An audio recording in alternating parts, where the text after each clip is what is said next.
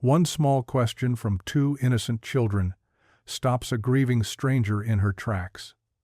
The father's dark home, lit by lanterns, him praying over his kids, then a letter arriving. Paid in full. The very next day, a miracle, a mysterious note, and debts erased. But who is she really? This stranger isn't just lonely. She's hiding a secret bigger than anyone could imagine. But when the world finds out, everything turns against them: whispers, betrayal, even the threat of losing his children. Can love survive lies, loss, and a 2 billion secret, or will it all come crashing down? Before we get into the story, comment below where in the world you are watching from today. The fluorescent lights buzzed overhead in Riverbend's only supermarket as Ethan Cole shifted from foot to foot, counting out crumpled bills from his worn leather wallet. The checkout line seemed to stretch longer with each passing minute. "Dad, can we get these?" Sam held up a pack of cookies, his brown eyes hopeful. Ethan glanced at the total on the register display and shook his head. "Not today, buddy. We need to stick to our list." Sadie tugged at his jacket sleeve. "But it's Friday. Pastor Ruth always says Friday is for treats." "Pastor Ruth isn't the one paying the bills," Ethan said gently, though his heart ached at having to say no again. He smoothed Sadie's wild curls, so much like her mother's had been. "Maybe next time." The twins exchanged that look they always shared when they were up to something, but Ethan was too busy counting quarters to notice. The elderly cashier waited patiently, having seen this scene play out many times before with other struggling families. 27, 28. Ethan counted under his breath, aware of the line forming behind him. His neck burned with embarrassment. That's when Sadie wandered off, as 7-year-olds often do when their attention finds something more interesting.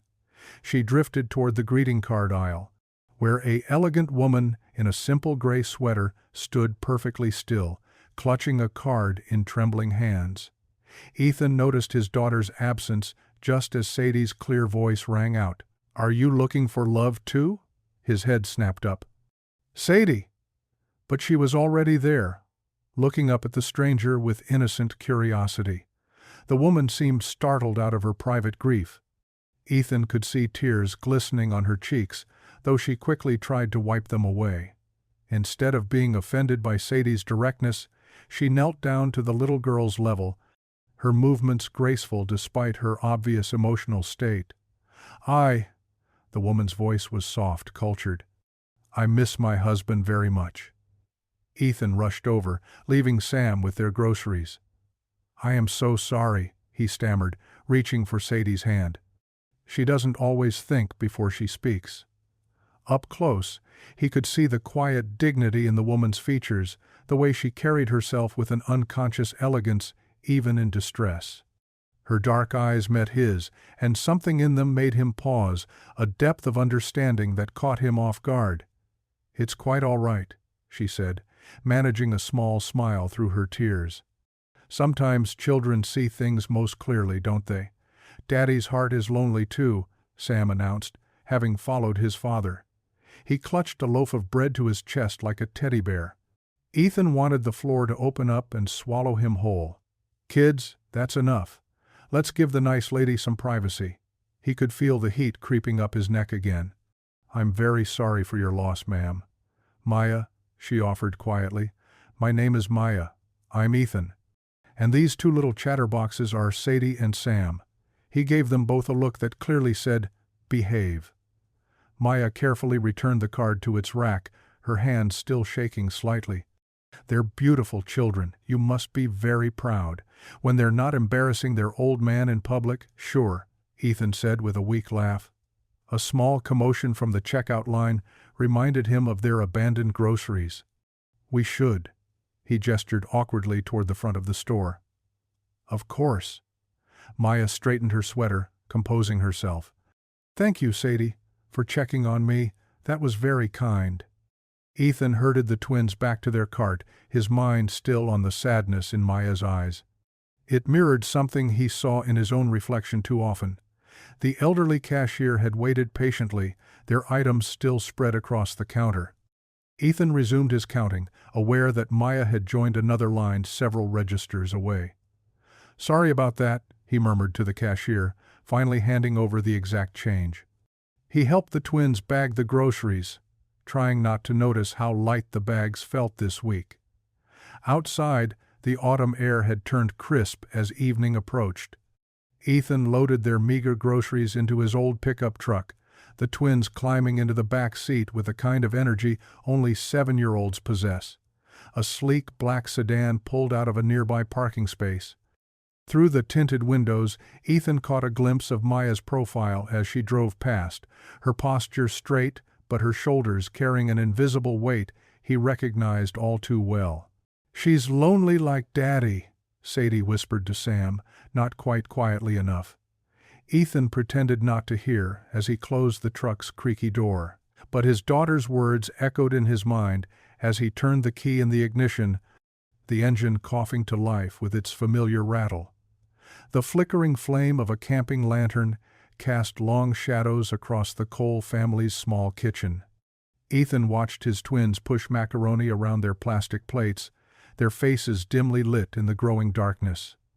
"Why can't we turn on the real lights, Daddy?" Sam asked, scooping up another forkful. "Remember what we talked about? Sometimes we need to have adventure dinners."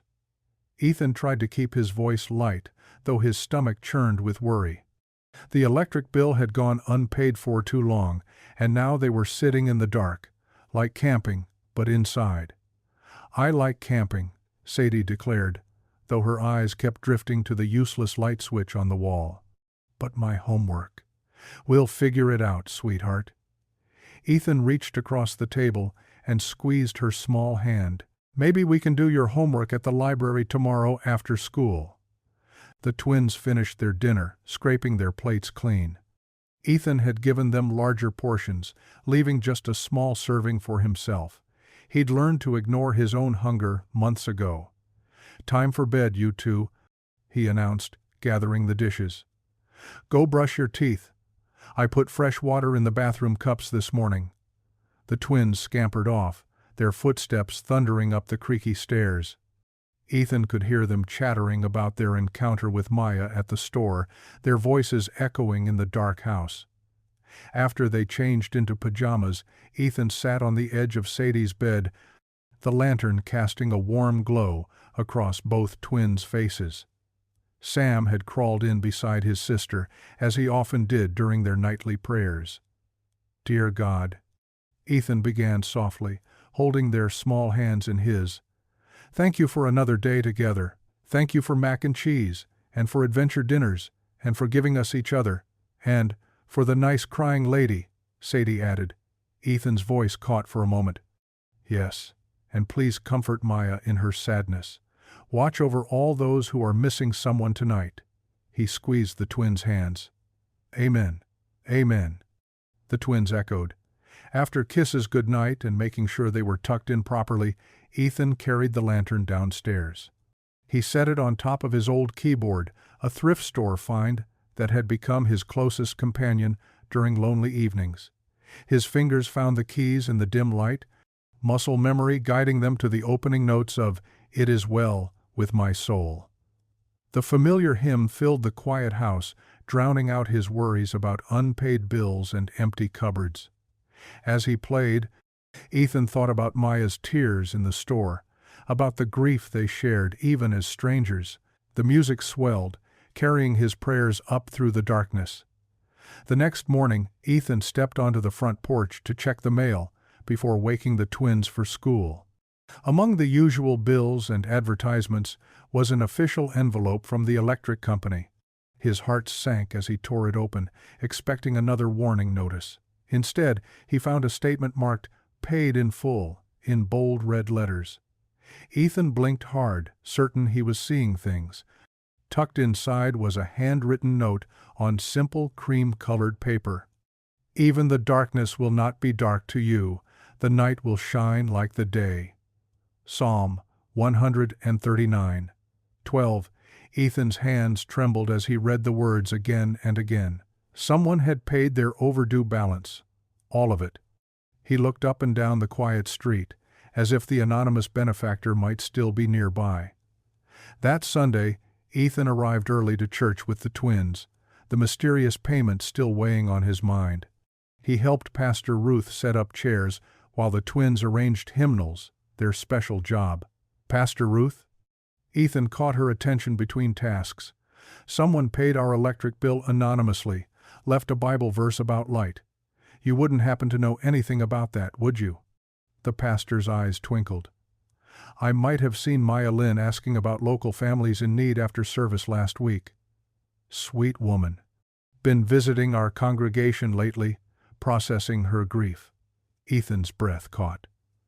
Maya, the same woman his twins had approached in the store. He spotted her now, slipping quietly into a back pew, elegant even in simple Sunday clothes. After the service, Ethan watched Maya head toward Gail's diner across the street. Many church members gathered there for coffee and conversation after worship. The twins noticed her too. "Can we go say hi?" Sadie pleaded, pulling at his sleeve. "Please?" Ethan straightened his tie, squared his shoulders, and led the twins across the street. The bell above the diner's door chimed as they entered. Several heads turned to watch them, including Gail herself, behind the counter, her usual skeptical expression fixed firmly in place. Maya sat alone in a booth by the window, stirring her coffee absently. She looked up as Ethan approached, recognition and something like embarrassment crossing her features. "I hope we're not interrupting," Ethan said softly. "Not at all." Maya gestured to the empty seats across from her. "Please, join me." The twins slid into the booth while Ethan remained standing, his hands clasped behind his back. "I wanted to thank you," he said, his voice thick with emotion, "for your kindness with the electric bill and the note. It meant a lot." "I don't know what you mean," Maya replied, but her eyes told a different story. "Yes, you do," Sadie chimed in. "You made Daddy's heart less heavy. We could tell this morning because he hummed while making breakfast." A faint blush colored Maya's cheeks. Around them, other diners pretended not to listen, while obviously hanging on every word. Gail had given up any pretense of not watching, leaning against the counter with her arms crossed. "Please," Maya said again, more firmly this time, "sit with me. Let me at least buy you all breakfast." Steam rose from the coffee cups at Gail's diner early Monday morning. Ethan sat across from Maya, the twins squirming beside him in the vinyl booth. His hands fidgeted with a paper napkin while Maya stirred cream into her coffee with careful precision. "Thank you again for breakfast," Ethan said, his voice low. "But please don't feel obligated. It's my pleasure," Maya interrupted gently. She smiled at the twins, who were coloring on their kids' menus. "Though I suspect these two might be more excited about the pancakes than the company." "With extra chocolate chips," Sadie announced without looking up from her drawing. Gail appeared at their table, coffee pot in hand. She topped off their cups with sharp efficiency, her eyes darting between Ethan and Maya. "Food'll be right up," she said, lingering a moment longer than necessary before moving to the next table. "So," Maya began, "you mentioned you work at Anderson's garage?" Ethan nodded. "Part-time mechanic work, 3 days a week. I also do janitorial work at the church in the evenings." He shifted in his seat, uncomfortable discussing his cobbled-together employment. "It's not much, but between the 2 jobs and some odd repair work around town, we make do." Maya's eyes held no judgment, only genuine interest. "That must require careful juggling with the twins' schedule. The church lets them play in the nursery while I work, and Mrs. Anderson at the garage keeps an eye on them after school when I'm under a car." Ethan smiled faintly. "This town, they look out for us." The diner's bell chimed as Pastor Ruth entered, shaking rain from her umbrella. Her face brightened when she spotted their table. "Maya, so good to see you again." She placed a warm hand on Maya's shoulder. "And Ethan, twins, what a lovely surprise. Join us, Pastor?" Maya gestured to the empty space beside her. "Just for a moment." Pastor Ruth slid into the booth. "Maya, did you tell Ethan about the veterans' housing project you're working on?" Ethan noticed Maya's cheeks color slightly. I hadn't gotten around to it yet. Oh, you must. Pastor Ruth turned to Ethan. Maya's foundation is launching a pilot program, renovating properties for veterans housing, right here in Riverbend. Before Maya could respond, the diner's door opened again. A sharp-dressed woman in her 30s entered, scanning the room with purpose. Her gaze landed on their table, and she strode over, tablet in hand. There you are, she said to Maya. I've been trying to reach you about the contractor bids. Lena, please join us, Maya said. Everyone, this is Lena Park, my COO. Lena, this is Ethan Cole and his children. And you remember Pastor Ruth. Lena's professional demeanor softened slightly as she greeted everyone. She pulled up a chair from a nearby table. Actually, this is perfect timing. We're having trouble finding local contractors willing to take on the smaller repair jobs for the pilot properties. Most want the full renovation contracts or nothing. Ethan's quite handy, Pastor Ruth interjected. He's been maintaining the church building for years, and he does mechanical work. Ethan felt his face warm. Pastor, do you have experience with residential repairs? Lena asked, suddenly interested. Yes, ma'am. Basic carpentry, plumbing, electrical. I helped rebuild houses after Hurricane Maria when I was stationed in Puerto Rico. Lena was already typing on her tablet. Would you be interested in contract work? We need someone reliable for everything from fixing leaky faucets to replacing windows. The pay is competitive. Ethan's heart hammered. Steady work, real pay. But he forced himself to ask, what about background checks, security clearance? You're a veteran with an honorable discharge, Maya said softly. That's a good start. And Pastor Ruth's recommendation carries weight, Lena added. We could start you on a trial basis, see how it fits. The twins had stopped coloring, watching the adults with wide eyes. Sam tugged at Ethan's sleeve. Does this mean no more adventure dinners, Daddy? Ethan's throat tightened. He saw understanding dawn in Maya's eyes. She knew exactly what adventure dinners meant. Gail arrived with their food, distributing plates with practiced ease.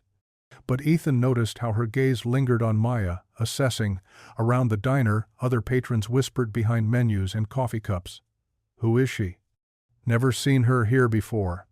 What's she doing with Ethan Cole? But Pastor Ruth's clear voice cut through the murmurs. Maya, you must try Gail's apple pie. Best in 3 counties. She flagged Gail down. 2 slices, please. On me. Lena checked her watch. I need to run to a meeting. Ethan, I'll have HR send over the paperwork this afternoon. At his nod, she stood. Maya, don't forget about the foundation board call at 2. After Lena left, they ate, while Pastor Ruth kept the conversation flowing easily. The twins devoured their chocolate chip pancakes, occasionally offering sticky-fingered drawings to Maya, who accepted each masterpiece with genuine delight. When breakfast was done, Ethan gathered the twins' crayons and stood. I should get these 2 to school. Thank you again, for everything. Maya smiled warmly. It was my pleasure. Outside, the morning rain had stopped. Ethan helped the twins into his truck, his mind spinning with possibility. Steady work. A real chance to provide for his family with dignity. He started the engine, watching in his rearview mirror as Maya emerged from the diner. Maya sat in her parked car, alone with her thoughts. She pulled a worn photograph from her wallet, her late husband Tom, grinning at the camera during their last vacation together. Her thumb traced his familiar features. What would you think of all this? She whispered. Her heart felt simultaneously lighter and heavier, torn between past and present, between guarding herself and taking a chance on connection. Through her windshield, she watched Ethan's truck pull away, the twins waving goodbye through the back window. Something warm and uncertain fluttered in her chest. The spring sun warmed the aging brick of the pilot housing project. Ethan walked the perimeter, clipboard in hand, noting repairs needed on each unit. His work boots crunched on scattered gravel as he documented loose gutters and cracked window frames. A sleek black SUV pulled into the makeshift parking area. Maya stepped out, dressed simply in dark slacks and a cream sweater. Lena followed, tablet already in hand. The construction crew's foreman hurried over, hard hat clutched respectfully to his chest. "Ms. Harrington, we weren't expecting you today," the foreman said, his tone deferential. Maya smiled warmly. "Just a routine site visit, Mr. Jenkins. How are the renovations progressing?" Ethan watched their interaction with growing curiosity. The entire crew had straightened up at Maya's arrival, their body language shifting to something almost reverent. He'd noticed similar reactions around town, the way Pastor Ruth spoke of her foundation work, how Lena treated her with careful professionalism, but this felt different. He continued his inspection, moving closer to where two workers were replacing siding. Their conversation drifted over. "Can't believe she shows up in person," one muttered. "Worth billions, and she's out here in the dirt with us." Ethan's pencil froze mid-note. Billions? Surely he'd misheard. "Yeah, my cousin works security at that tech company her husband founded," the other worker replied. "Said she inherited everything when he died. $2 billion, easy." The clipboard nearly slipped from Ethan's hands. $2 billion? His mind reeled, trying to reconcile this information with the gentle woman who sat in Gail's diner and accepted his twins' crayon drawings. That evening, after putting the kids to bed, Ethan sat at his laptop, his fingers hovered over the keyboard before typing Maya Lynn Harrington. The search results filled his screen. News articles, photos from charity galas, business profiles, tech widow turns philanthropist, Harrington Foundation pledges $500M to education, pictures of Maya in elegant evening wear, speaking at podiums, shaking hands with world leaders. Her estimated net worth, $2.1 billion. Ethan leaned back in his chair, overwhelmed. The woman who'd cried over a greeting card in the supermarket was one of the wealthiest people in the country. Who'd paid his electric bill not out of charity, but because it probably meant less to her than buying coffee. The next morning, he arrived early at the work site. Maya was already there, reviewing plans with Lena. When she saw him, she smiled that same warm smile that had first drawn him in. "Could we talk?" he asked quietly. "Privately?" Understanding flickered across her face. She nodded, following him to a quiet corner of the property. "Why didn't you tell me?" Ethan kept his voice gentle, but he couldn't hide the hurt in his question. Maya's shoulders tensed. "You found out about the money. $2 billion, Maya." "That's—" He shook his head. "Why hide it?" She wrapped her arms around herself, suddenly looking smaller. "Because for once, I wanted to be seen as more than a balance sheet, more than Tom Harrington's widow or the foundation's checkbook." Her eyes met his. "When your twins asked if I was looking for love too, they saw me, just me. Do you know how rare that is in my world?" Ethan felt his frustration softening. "You could have trusted me with the truth." "Could I?" She gave a sad smile. "The moment people learn about the money, everything changes. Every gesture becomes suspicious, every relationship calculated. I needed this to be real." Before Ethan could respond, Lena approached with questions about permits. The moment slipped away, leaving both of them with too much unsaid. That evening at church, Ethan sat at the old keyboard in the sanctuary.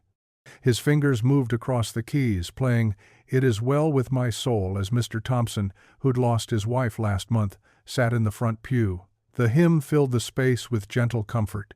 He didn't notice Maya slip into a back row until the final verse. When he looked up, she was wiping tears from her cheeks, deeply moved by the music and the simple act of comfort he'd offered. Mr. Thompson stood, squeezing Ethan's shoulder in silent gratitude before leaving. Maya remained in her pew, letting the last notes fade into silence. "That was beautiful," she said finally. "I've never heard it played quite like that." "Music helps when words aren't enough," Ethan replied. "My wife used to say that." Maya nodded, understanding in her eyes. "Thank you for sharing it." She left quietly, her heels clicking softly on the wooden floor. Ethan sat at the keyboard long after she'd gone, his fingers resting on the worn keys, thinking about wealth that couldn't be measured in dollars. The next week, Pastor Ruth called him into her office, grinning like she had a secret. The church received an anonymous donation, she announced, specifically for starting a children's music program, new instruments, instruction books, everything we need. She handed him an envelope. They requested you lead it, Ethan. Said your gift for music shouldn't be hidden. Ethan opened the envelope.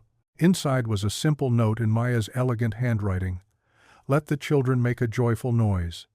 That evening, Maya sat alone at her grand piano in her lake house. The setting sun painted the water in golds and pinks outside her window, but she barely noticed. Her fingers found the keys, slowly picking out the melody Ethan had played, "It Is Well With My Soul." The hymn filled her empty house as tears rolled down her cheeks. For the first time since Tom died, the music felt like a beginning instead of an ending. The late afternoon sun cast long shadows across Riverbend Town Park as Maya sat on a weathered bench, watching Ethan chase the twins across the playground. Sadie's pigtails bounced as she ran, while Sam's gleeful shrieks echoed through the air. "Ice cream!" Ethan called out, nodding toward the familiar jingle of the approaching ice cream truck. The twins sprinted back, nearly colliding with their father's legs. "Can we get chocolate?" Sam asked, bouncing on his toes. "And sprinkles?" Sadie added hopefully. Maya smiled, reaching for her purse, but Ethan gave her a gentle look. "My treat this time," he said softly. She understood his pride wasn't about the money, but about being able to give his children these simple joys himself. They sat together on the grass, ice cream dripping down cones as the sun began to set. Tiny lights started blinking in the growing darkness. "Fireflies!" Sadie gasped, jumping up. "Maya, have you ever caught one?" Maya shook her head. "I grew up in the city. We didn't have many fireflies there." "Oh, you have to try." Sam grabbed her hand, pulling her up. "They're like tiny stars you can hold." Maya let the twins guide her, showing her how to cup her hands gently around the glowing insects. Her elegant slacks got grass-stained at the knees as she crouched beside them, but she didn't seem to care. Ethan watched them, his heart full at the sound of their shared laughter. A flash caught his eye, different from the fireflies, sharper and artificial. He scanned the tree line and caught a glimpse of someone ducking behind a trunk, camera in hand. Maya noticed his expression. "What's wrong?" Before he could answer, the twins called out, "Look, we caught one for you." Maya turned back to them, her face softening as they carefully transferred a blinking firefly to her cupped palms. The moment was perfect, until another camera flash shattered it. The next morning, Ethan's phone buzzed with a text from Pastor Ruth, "Turn on the news." His stomach dropped as he saw the headlines splashed across the morning shows and tabloid websites. The photos from the park were everywhere. Maya kneeling with the twins, their faces bright with laughter, Ethan watching them. But the captions twisted everything. Billionaire widow auditions replacement family. Tech heiress Maya Harrington shops for ready-made family in small town. Sources question motives behind Harrington's common man. Romance. The worst photos caught Maya's gentle interactions with the twins, making something pure seem calculated. The articles quoted anonymous sources, suggesting she was trying to craft a wholesome image to distract from Foundation controversies. His phone rang, Maya's name on the screen. "I'm so sorry," she said before he could speak. "I should have been more careful. I never thought." "This isn't your fault," Ethan said firmly. "Mr. Cole?" An unfamiliar voice called from his front porch. "Could you come out here?" Through the window, Ethan saw a sleek car parked in his driveway. A man in an expensive suit stood on his porch, holding a leather briefcase. "I have to go," he told Maya. "Someone's here." The man introduced himself as Victor Sloan, a senior board member of the Harrington Foundation. His smile didn't reach his eyes. "Let's speak frankly," Victor said, once they were seated in Ethan's modest living room. "A situation with Maya is becoming a liability. The foundation's work is too important to be derailed by tabloid drama. There is no situation, Ethan replied evenly. We're two adults who enjoy each other's company. Victor's smile tightened. Ms. Harrington has responsibilities beyond her personal life. Unless she steps back from her foundation role voluntarily, the board will be forced to take action. I'm sure you don't want to be the reason she loses control of her late husband's legacy. Before Ethan could respond, a car door slammed outside. Through the window, he saw a face he hadn't seen in 3 years. Amber Doyle, the twins' biological mother, climbing out of a taxi. His heart stopped. She looked better than the last time he'd seen her, when she'd walked away from their family during her darkest days of addiction. Her hair was neatly styled, her clothes professional. "Ethan," she said when he opened the door, "we need to talk." Victor stood, straightening his tie. "I'll leave you to your family matter." "Consider what I said." Amber waited until Victor left before speaking. "I've filed for temporary custody," she said without preamble. "My lawyer thinks I have a strong case." The room seemed to tilt. "What?" She pulled papers from her bag. "You're exposing our children to media circus, putting them in tabloids. Getting involved with someone whose wealth makes them targets. That's not, the courts generally prefer keeping children with their mother," Amber continued.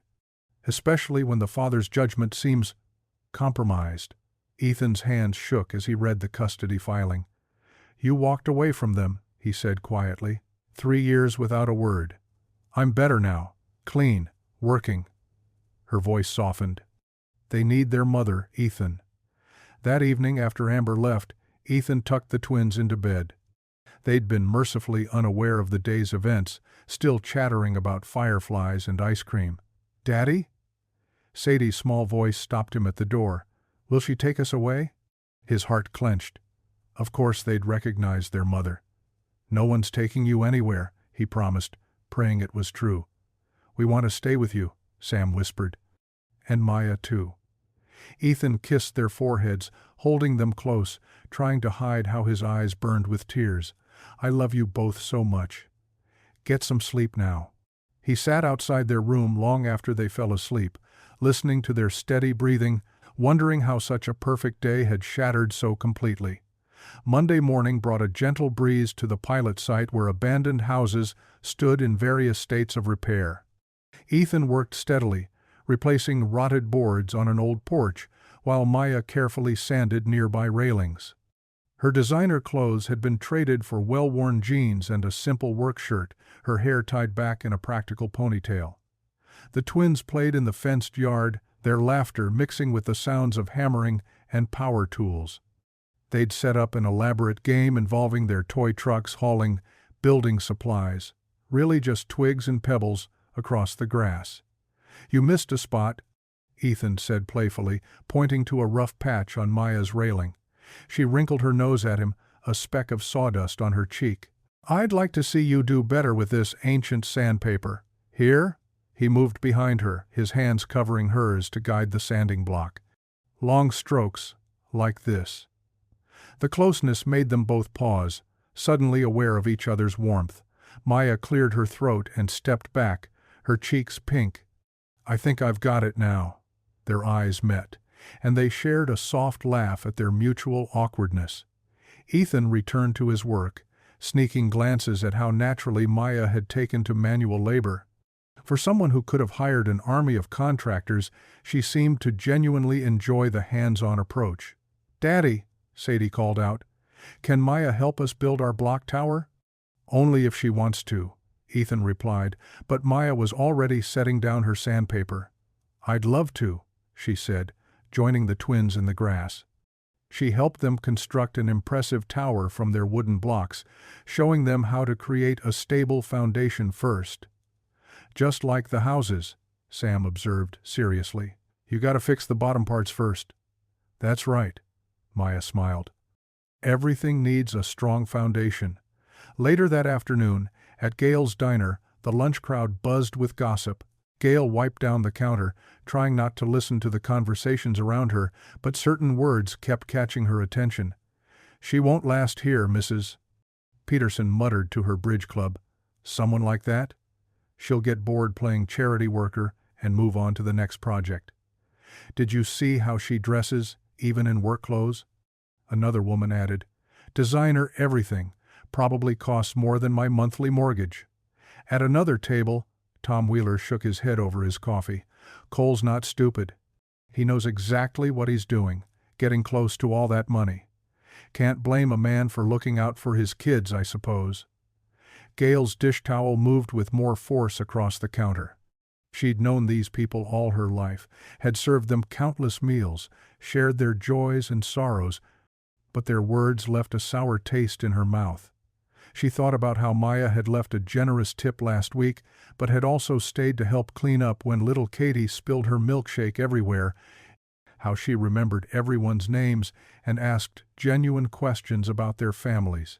Still, Gail couldn't quite silence her own doubts. She'd seen too many promises of change come and go in Riverbend. Sunday morning found the church pews fuller than usual. Pastor Ruth stood at the pulpit, her weathered face serious as she surveyed her congregation. Today, I want to talk about tables, she began. Not just any table, but the Lord's table. You see, I've noticed something interesting lately.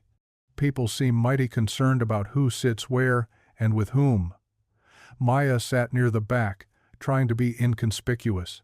Ethan and the twins were a few rows ahead, the children unusually still as they listened. But at the Lord's table, Pastor Ruth continued, her voice growing stronger, there are no reserved seats, no VIP section, no right side of the tracks. Jesus didn't check bank accounts or family trees before breaking bread with people. She paused, making eye contact with various members of the congregation. When we start deciding who belongs where, who fits in and who doesn't, we're not following his example. Love doesn't work that way. Community doesn't work that way. Maya blinked rapidly, touching her cheek to find it wet. She hadn't realized she was crying. So before we judge who belongs at what table, Pastor Ruth concluded, maybe we should remember whose table we're all really sitting at. That evening, Maya's sleek car looked oddly at home parked in front of Ethan's modest house. Inside, the kitchen was warm with the smell of simmering stew and freshly baked cornbread. The twins had helped set the table, proudly showing Maya how they remembered where everything went. It's not fancy, Ethan apologized as he ladled stew into bowls, but it was my grandmother's recipe. It smells wonderful, Maya said sincerely, accepting her bowl. Thank you for having me. We helped stir, Sam announced proudly. And we only spilled a little bit, Sadie added with a giggle. They ate together, the conversation flowing easily between silly stories from the twins and comfortable silences. Maya watched Ethan gently wipe Sam's chin when some stew dribbled down, the casual tenderness of the gesture, making her heart ache in a way she hadn't expected. Would you like more cornbread? Ethan offered, noticing her empty piece. Please, she smiled, accepting the warm slice. Their fingers brushed in the passing, and neither pulled away too quickly this time. The kitchen light cast a gentle glow over the scene. 4 people sharing a simple meal, laughing at the twins' jokes, passing bread back and forth. It wasn't perfect or polished, but there was something real about it, something that felt like the beginning of family. Can Maya stay for bedtime stories? Sadie asked hopefully as they finished eating. Oh, I wouldn't want to intrude, Maya started, but Ethan caught her eye. You're welcome to stay, he said softly. If you'd like. The Friday evening air hummed with excitement as lanterns swayed gently above Riverbend's town square. Strings of twinkling lights crisscrossed overhead, casting a warm glow on the gathered crowd below.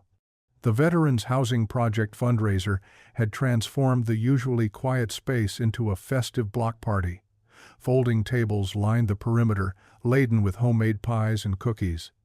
The savory scent of grilled hot dogs and hamburgers wafted through the air, mixing with the sound of children's laughter and animated conversation. Maya stood behind one of the dessert tables, wearing a simple blue sundress that made her look more like a neighbor than a billionaire. She carefully cut generous slices of Mrs. Johnson's famous apple pie, serving each piece with a genuine smile. "This is way better than those fancy galas," she confided to Gail, who was dishing out her signature cherry cobbler next to her. "Look how happy everyone is." "Nothing brings folks together like good food and better company," Gail replied, her earlier doubts softening as she watched Maya chat easily with each person who approached. Near the makeshift stage, really just a raised platform decorated with bunting, Ethan adjusted his keyboard. The twins darted around him, helping by tangling chords and pressing random keys. "Daddy, play the happy song first," Sadie insisted, while Sam nodded enthusiastically. After the announcements, Ethan promised, gently shooing them toward Pastor Ruth, who was gathering the children for face painting. Lena stepped onto the platform, tapping the microphone. "Everyone, if I could have your attention." The crowd quieted, turning toward her. "First, I want to thank you all for coming tonight. Our goal was to raise enough to renovate 3 more houses for our veterans, but thanks to your incredible generosity," she paused, building suspense, "we've already exceeded that goal. With your donations, we can now help 5 families." Cheers erupted across the square. Maya's eyes met Ethan's across the crowd, both sharing in the joy of what their community had accomplished. "And now," Lena continued, "our own Ethan Cole has agreed to provide some live music for us." Ethan settled at his keyboard, his fingers finding the keys with practiced ease. He started with an upbeat gospel tune that had people swaying and clapping along. Children danced in circles, their painted faces glowing under the lanterns. Even the older folks tapped their feet, caught up in the infectious rhythm. As the evening progressed, Maya found herself drawn closer to the music. She watched Ethan play, admiring how lost he became in the melody, how his usual reserve melted away when he performed. The twins had joined the other children in an impromptu dance circle, their laughter carrying across the square.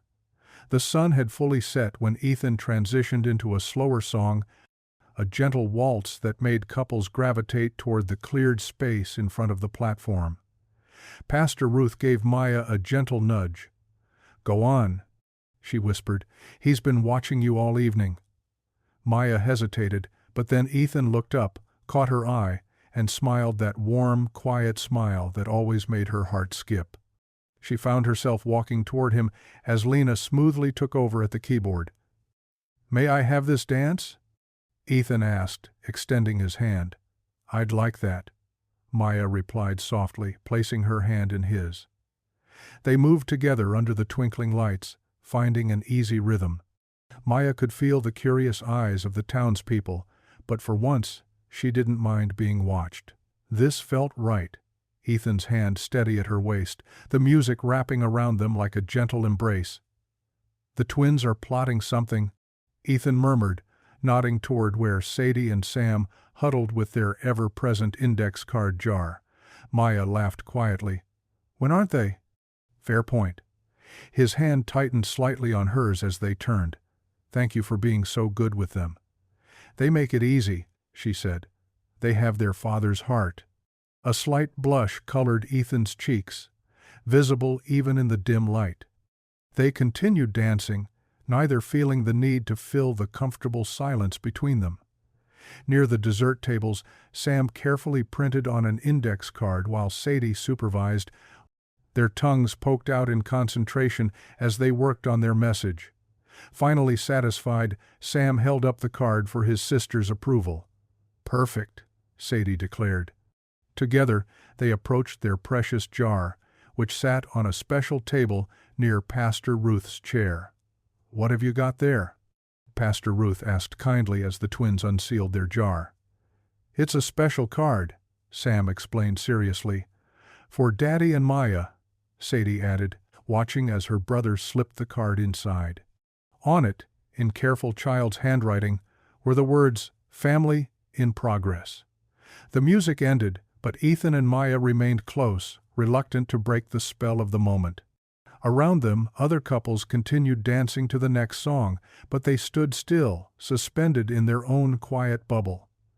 "I should probably rescue Lena from keyboard duty," Ethan said finally, though he made no move to step away. "Probably," Maya agreed, equally stationary. The lantern light caught the warmth in Ethan's eyes as he gazed at her.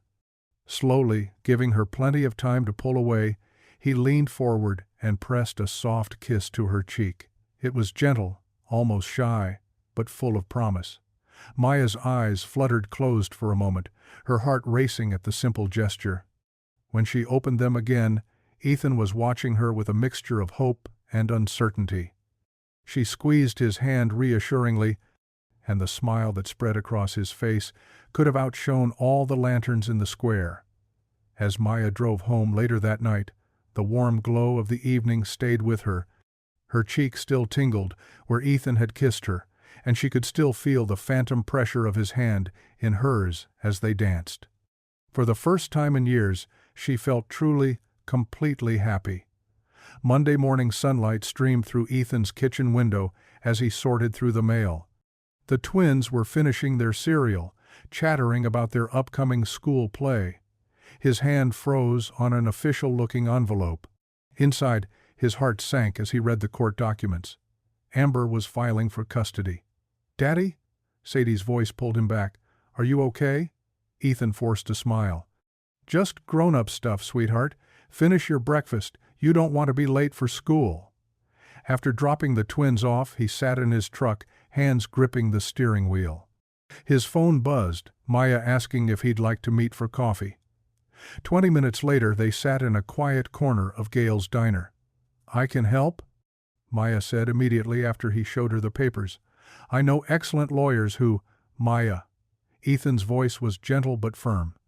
"I appreciate that, but I need to handle this my way." She nodded, understanding his pride wasn't stubbornness, it was about maintaining his dignity. After a moment, she reached into her purse and pulled out an envelope, worn at the edges from frequent handling.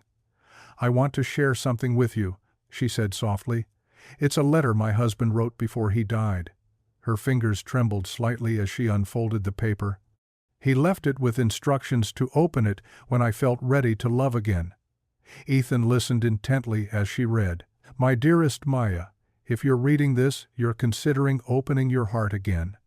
You'll know it's right when you meet someone whose love overflows to strangers, someone who gives without expecting return, who sees the world with both wisdom and wonder." She paused, meeting Ethan's eyes.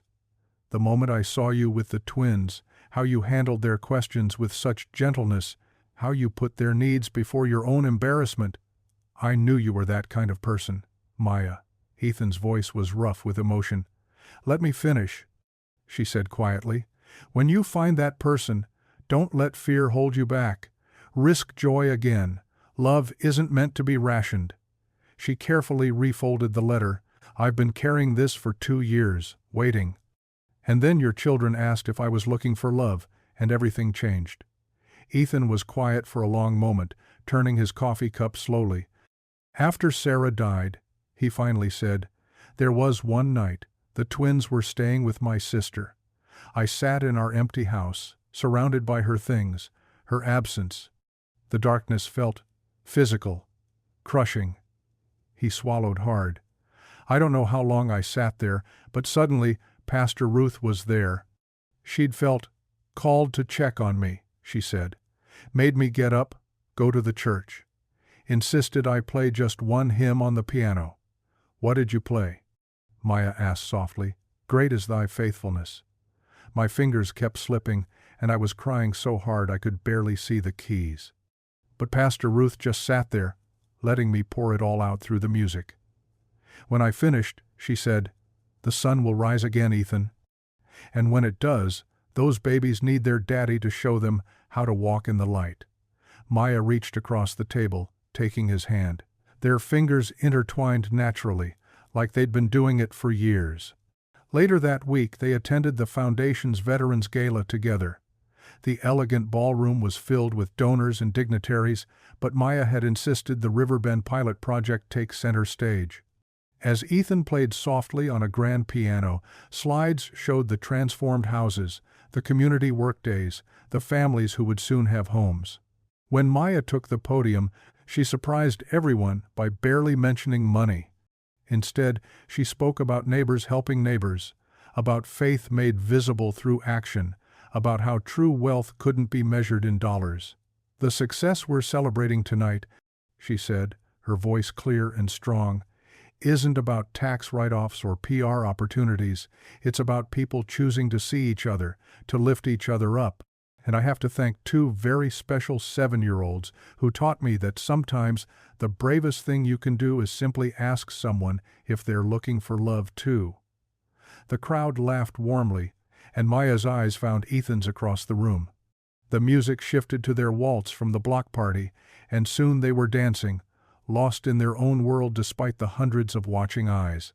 "They're going to talk," Ethan murmured, nodding toward the photographers discreetly capturing their dance. "Let them," Maya replied. "I'm done hiding from happiness." But as they left the gala, a small group of protesters had gathered.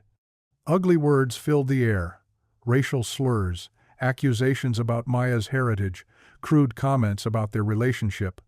Ethan instinctively moved to shield her, his body tense with controlled anger. One man stepped forward, his face twisted with hatred, as he shouted at Maya. Ethan stepped between them, his voice firm but measured. "That's enough," the man sneered. "What, she buying you too?" Instead of responding with anger, Ethan did something unexpected. He looked the man in the eyes and said, "I'm going to pray for you." Right there on the sidewalk, Ethan prayed out loud, not for shame or punishment, but for healing, for the man's heart to be opened, for the poison of hatred to be replaced with understanding. The man's expression shifted from mockery to confusion to something approaching shame. Other protesters grew quiet, unsure how to respond to this display of gentle strength. What none of them noticed was someone filming the entire encounter on their phone, capturing everything except, somehow, the prayer and reconciliation. By morning, a heavily edited clip would show only Ethan's initial confrontation, his stance aggressive, his voice angry, all context stripped away. But in that moment, as Ethan finished his prayer and Maya's hand found his, none of that mattered. They walked to their cars together, heads held high, their dignity intact despite the hatred they'd faced. "How do you stay so calm?" Maya asked as they reached her car. "Because hate doesn't win," Ethan replied simply. "Not in the long run. Not if we don't let it." The morning sun couldn't penetrate the heavy clouds hanging over Riverbend. Ethan's phone buzzed incessantly with messages from friends sharing links to the viral video. The footage, cropped and edited, showed him confronting the protester, his face twisted with anger, his body language aggressive. There was no trace of his prayer or the reconciliation that followed. "Widow's new man explodes in rage," screamed the tabloid headlines. Below them, screenshots painted a damning picture. Ethan looking menacing, Maya appearing frightened, protesters seeming innocent. "Turn that off," Pastor Ruth said firmly, taking Ethan's phone from his trembling hands. They sat in her office, waiting for the emergency custody hearing. The truth will come out. But when they entered the courthouse, Ethan's heart sank. The judge's expression was already set, her lips pressed into a thin line as she reviewed the footage on her laptop. Amber sat on the other side of the courtroom, looking polished and composed in a conservative dress. Her lawyer presented a stack of news articles, the paparazzi photos, the gala coverage, and now the viral video. "Your Honor," Amber's lawyer argued, "Mr. Cole's behavior demonstrates a pattern of instability. The children are being exposed to media circus, public confrontations, and their father's volatile temper. Ms. Doyle can provide a stable, private environment away from this chaos." Ethan's lawyer tried to explain the context, but the judge held up her hand. "The video speaks for itself, Counselor. In light of recent events and the clear risk of continued media exposure, I'm granting temporary custody to Ms. Doyle, pending a full hearing." The words hit Ethan like physical blows. Sadie and Sam, who had been waiting outside with his sister, were brought in to say goodbye. They ran to him, faces streaked with tears. "Daddy, we don't want to go," Sadie sobbed, clinging to his neck. Sam clutched their index card jar, his small shoulders shaking. "Can't we take our prayers with us?" Ethan knelt, pulling them close, trying to be strong for them even as his world crumbled. "Of course you can take your jar, buddy. And remember what we always say about prayers? They don't stop working just 'cause we can't see them," Sam whispered. "That's right." Ethan's voice cracked. "And neither does my love for you. This is just temporary, okay? Daddy's going to fix this." Amber stood awkwardly nearby, her own eyes glistening. For a moment, something like regret flickered across her face, but her lawyer ushered her and the twins away before Ethan could say more. He watched his children disappear down the courthouse hallway, their jar of index cards clutched between them like a lifeline. Pastor Ruth's hand on his shoulder was the only thing keeping him upright. Across town, Maya sat in her foundation's boardroom, facing Victor Sloan and the other directors. The morning's tabloids were spread across the polished table like weapons. "This has become a liability we can't ignore," Victor said, his voice smooth with false concern. "The Foundation's reputation, the Foundation's work is stronger than ever," Maya interrupted. "The Riverbend pilot is exceeding all metrics. The Riverbend pilot," Victor cut in, "has become a soap opera. Your personal choices have overshadowed our mission. The board strongly suggests you step down. For optics." Maya looked around the table, searching for allies but found only averted eyes. Even Lena, her usually steadfast COO, stared down at her tablet. "You're asking me to choose between my heart and my husband's legacy," Maya said quietly. "I'm asking you to protect that legacy," Victor replied. "The resignation papers are prepared. Take them home. Review them. Make the right choice." Maya gathered the thick envelope and left without another word. She drove to the lake house, but couldn't bring herself to go inside. Instead, she sat in her car, watching waves lap against the shore. Her phone showed missed calls from Ethan, but what comfort could she offer when she felt so helpless herself? As evening fell, Ethan found himself in the empty church sanctuary. He didn't remember driving there, but his feet had carried him to the keyboard where he'd played so many nights of grief away after Sarah died. Now he sat in darkness, fingers hovering over silent keys. The hymns that had always brought comfort seemed locked away, trapped behind the weight in his chest. How could he play "It Is Well With My Soul" when his soul felt shattered? His phone lit up with a text from his sister. "The twins are settled in. They hung their prayer jar in the window so the light can shine through it. They're being brave, braver than him," Ethan thought, staring at the keyboard. The sanctuary's shadows seemed to mock his earlier certainty that hate wouldn't win. Hadn't it just won? Hadn't fear and prejudice and carefully edited lies just torn his family apart? In her lake house study, Maya held the resignation papers, reading them through tears. Her signature would end this, protect the Foundation, give Ethan a chance to regain custody without the shadow of scandal. It was the sensible choice, the safe choice. But when she closed her eyes, she saw the twins' faces at the gala, heard their laughter during dance lessons, felt the warmth of shared meals and simple prayers. She saw Ethan's quiet strength, his unwavering faith even while confronting hatred. She remembered her husband's letter, "Risk joy again."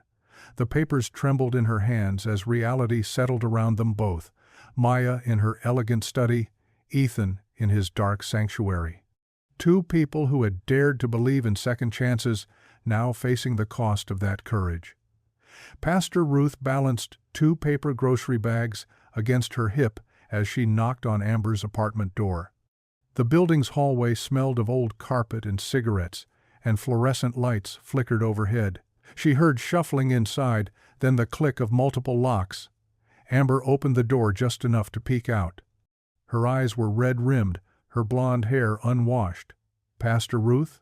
What are you doing here?" "Bringing some provisions," Pastor Ruth said cheerfully, holding up the bags. And maybe a listening ear, if you'd like one. Hesitation crossed Amber's face before she stepped back, opening the door wider. It's not very clean. The apartment told its own story. Dishes filled the sink, takeout containers cluttered the counter, and a blanket was bunched on the couch where Amber had clearly been sleeping. But Pastor Ruth also noticed other details. The twins' artwork, carefully taped to the fridge, a recovery program workbook on the coffee table, and a small Bible with post-it notes marking pages. I remember when my kitchen looked just like this after my Harold passed, Pastor Ruth said, setting the bags down. Grief does that to a person, makes simple things feel impossible. I'm not grieving, Amber said quickly, then paused. Well, maybe I am. But I did this to myself, didn't I?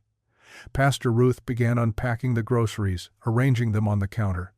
Why don't you tell me what's really going on while I put these away? Tears welled in Amber's eyes. The twins, they're scared. Sam barely speaks, and Sadie, she's trying so hard to be brave, but I can see it in her face. They miss their dad. And you? Pastor Ruth asked gently. What does your heart tell you about all this? Amber sank onto a kitchen chair, running her hands through her tangled hair. That man, Mr. Sloane's lawyer. He made it sound so simple. Said Ethan was exploiting the kids for publicity, that I could give them a normal life. She swallowed hard. But when I saw them at the gala on TV, they were so happy. Ethan's done everything right, hasn't he? While I was, she gestured at herself, at the apartment. While you were fighting your own battles, Pastor Ruth finished. There's no shame in needing help, child. Across town, Lena Parks sat in her office at the foundation, reviewing security footage from the gala.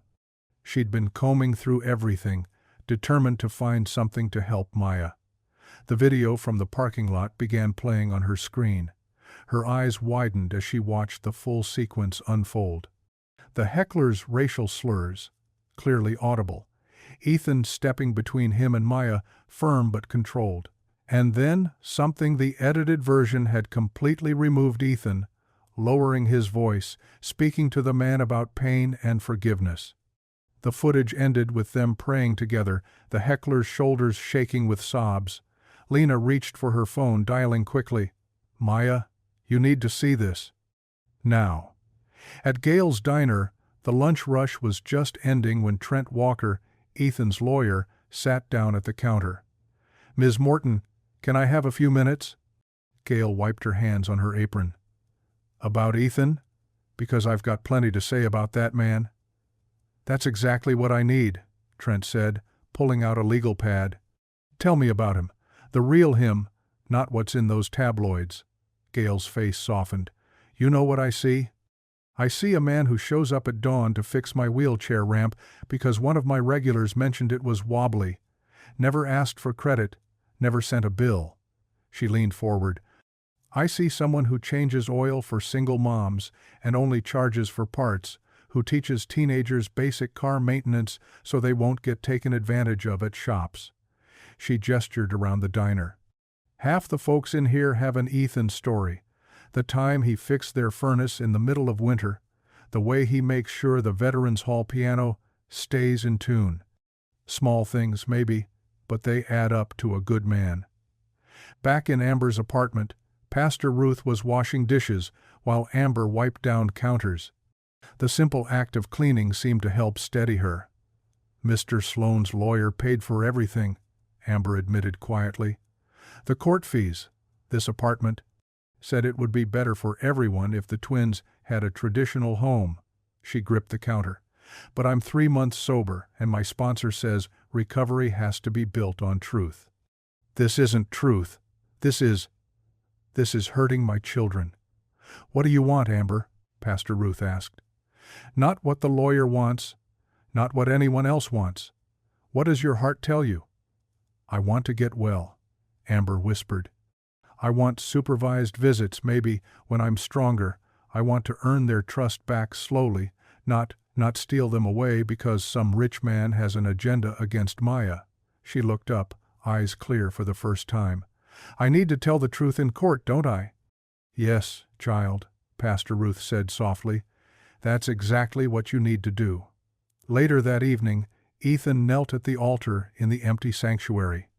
The stained glass windows cast long shadows across the carpet, and his whispered prayers seemed to echo in the stillness. Lord, protect my babies, he murmured. Help them feel your presence. Help them know they're loved. Give me wisdom. Give me strength. His voice cracked. Show me the way forward. Soft footsteps approached behind him. He didn't need to turn. He knew Maya's presence. She knelt beside him silently, her shoulder brushing his, and placed her hand gently over his clasped ones. They stayed that way as darkness gathered outside, two hearts beating with the same prayer, waiting for grace to light the way forward. The courthouse buzzed with nervous energy as sunlight streamed through tall windows. Every wooden bench was filled with Riverbend residents, Pastor Ruth, Gail from the diner, veterans in their service caps, and families whose homes Ethan had repaired over the years. They sat shoulder to shoulder, a living testimony of community. Ethan's hands trembled slightly as he straightened his tie.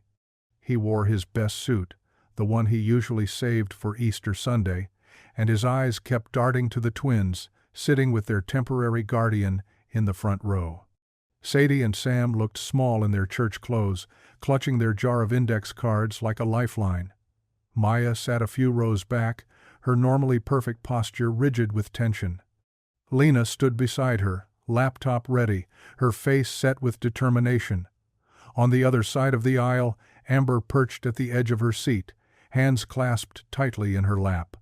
The dark circles under her eyes spoke of sleepless nights, but there was a new steadiness in her gaze. Judge Harrison surveyed the packed courtroom over his reading glasses. Before we proceed with testimony, I understand there's new evidence to be presented? Lena stepped forward. Yes, Your Honor. Security footage from the Foundation Gala that provides crucial context to the video that was previously circulated. The judge nodded, and Lena connected her laptop to the courtroom's display system. The room fell silent as the uncut footage began to play. The video showed the parking lot after the gala. The heckler's voice rang out clearly, "Go back where you came from," followed by a racial slur that made several people in the courtroom gasp. They watched as Ethan stepped between Maya and the man, his voice firm but controlled. "That hate you're carrying, it's heavy, isn't it?" Ethan's recorded voice filled the room. "I know about heavy burdens. Let me tell you what helped me lay mine down." The footage continued, showing Ethan leading the man in prayer, their heads bowed together under the parking lot lights. When it ended, Judge Harrison removed his glasses, rubbing the bridge of his nose. "Ms. Park, thank you for bringing this to the court's attention." Amber's testimony came next. She rose on shaky legs but spoke with quiet conviction. "I've made a lot of mistakes, Your Honor. The biggest was letting addiction take me away from my children." She glanced at the twins, then quickly away. "When Mr. Sloan's lawyer approached me, I wanted to believe I could just step back into their lives. But that's not how healing works." She took a deep breath. "I'm 3 months sober now. My sponsor is helping me understand that real love means wanting what's best for my children even when it hurts. And what's best for them is their father." Her voice cracked. "I'm asking the court to maintain Ethan's full custody with supervised visits if he feels I'm ready. I want to earn my place in their lives the right way this time." Judge Harrison studied her for a long moment. "Ms. Doyle, I commend your honesty. It takes courage to admit our mistakes and even more to choose a harder path for the right reasons." He turned his attention to the full courtroom. "I've reviewed all the evidence, including numerous character testimonials from this community. What I see is a father who has created a stable, loving home against considerable odds. I see a community that has rallied around this family, and I see outside forces that attempted to manipulate this situation for their own gain." The judge's voice hardened. "Let me be very clear. Using children as pawns in a publicity war is unconscionable. Exploiting racial prejudice and family trauma for corporate maneuvering is beneath contempt. He shuffled his papers. This court restores full custody to Ethan Cole, effective immediately. Ms. Doyle's request for future supervised visitation will be reviewed in 6 months, contingent on continued progress in her recovery program. His expression softened slightly. Sometimes the bravest thing a parent can do is step back and focus on becoming the person their children need them to be. I wish you well on that journey. The tension in the room broke like a summer storm. Sadie and Sam leaped up, their index card jar clutched between them. Ethan met them halfway down the aisle, dropping to his knees as they crashed into his arms. "Daddy!" Sadie buried her face in his neck while Sam clung to his suit jacket.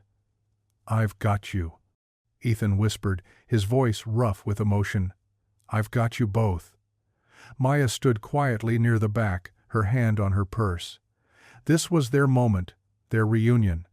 She took a small step toward the door, ready to slip away and give them space to heal as a family. But Sadie's voice rang out, "Miss Maya, where are you going?" Before Maya could respond, small hands grabbed hers. The twins tugged her forward, their faces shining with that same innocent hope from that first day in the grocery store. Sam held up their jar of index cards while Sadie asked, "Are you looking for love too?" The question echoed through the courthouse, just as it had months ago by the greeting cards. Maya felt tears spill down her cheeks as she looked at their earnest faces, at Ethan rising to his feet with arms still open, at the community gathered around them with knowing smiles. Spring-painted Riverbend, in delicate pink and white blossoms, their petals drifting like snow across the freshly painted veterans' homes. The pilot project had blossomed into something bigger than anyone expected, not just renovated houses, but a community reborn. At the Foundation's local office, Maya sat behind her desk one last time, signing the papers that would change everything. Lena watched with a mix of concern and pride as her friend and boss picked up the heavy fountain pen. "Are you absolutely sure about this?" Lena asked softly. Maya's signature flowed across the page with quiet confidence. "I've never been more sure of anything." She looked up at the framed photo on her desk, her late husband's smiling face. "James always said, true wealth isn't in bank accounts. It's in the lives we touch." The new community trust would be governed by a diverse local board. Pastor Ruth would bring her wisdom about people's needs. Gail would represent small business owners. Veterans, teachers, and social workers would have equal seats at the table. Maya would retain oversight but step back from day-to-day operations. "Besides," Maya added with a gentle smile, "I have a family to focus on now." Outside, hammers rang against wood as work continued on the expanded housing project. The old factory at the edge of town was being transformed into a makerspace and music school. Through the open window, Maya could hear children practicing scales on donated instruments. At the church, preparations for the wedding were simple but beautiful. Women from the congregation had woven wildflowers through the garden arbor. The twins darted between rows of folding chairs in their formal clothes, carefully arranging hand-written place cards. Sadie paused to straighten Sam's bow tie. "Do you remember that day at the store?" she asked her brother. "When we saw Miss Maya crying?" Sam nodded, fumbling with their precious jar of index cards. "God knew what he was doing," he said with a child's certainty. In the church office, Amber sat quietly with Pastor Ruth, reviewing the blessing she would read. Her hands were steady now, her eyes clear. A silver sobriety medallion hung at her throat, 3 months clean and counting. "You don't have to do this if it feels too hard," Pastor Ruth said gently. Amber shook her head. "I want to. It's part of making things right." She touched the medallion. "My sponsor says healing happens in layers. This is one of mine." The afternoon sun painted everything golden as guests filled the garden. Gail had outdone herself with platters of home-cooked food.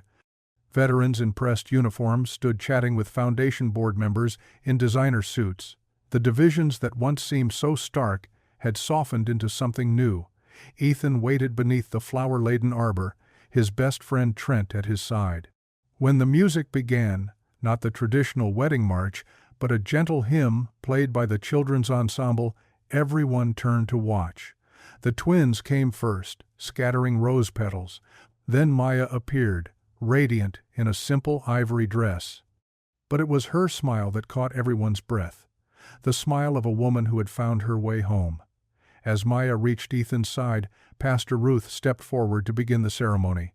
But first, she nodded to Amber, who rose from her seat in the front row. Amber's voice trembled slightly as she unfolded a paper. "The twins wrote this blessing themselves," she began. "They asked me to read it because—" she took a steadying breath, "because they said it's about how love makes families bigger, not smaller." She read from the children's careful printing, "Dear God, thank you for helping us find Miss Maya when she was sad like Daddy was sad. Thank you for teaching us that hearts can grow big enough for new love and old love both. Please bless our family, all of it, and help us keep collecting good deeds in our jar forever and ever. Amen." There wasn't a dry eye in the garden. Maya reached out and squeezed Amber's hand as she returned to her seat. The gesture spoke volumes about healing, about grace, about the way love transforms when given room to grow. Pastor Ruth's ceremony was brief but heartfelt. When she pronounced them husband and wife, the twins cheered loudest of all. Sam pulled their index card jar from beneath his chair and held it up high. "We saved the most important one for last," Sadie announced. Together, they dropped a final card through the slot. Maya knelt in her wedding dress to read it aloud. "We found love together." Ethan made his way to the old keyboard set up in the garden.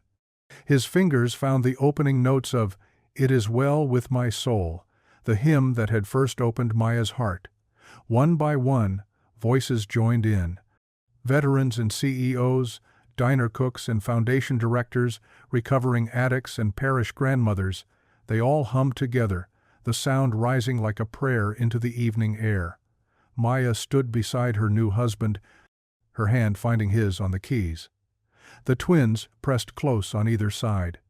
Around them, their unlikely, beautiful family, not just 4 people, but an entire town, choosing love over fear, grace over judgment, hope over history. The music swelled, carrying their story on its wings. How a simple question in a grocery store had sparked something extraordinary. How broken hearts could mend. How love, quiet, stubborn, triumphant love, always found a way to win. If you enjoyed the story, I hand-picked this next story that you will enjoy. Please don't miss this one. Click here to watch it.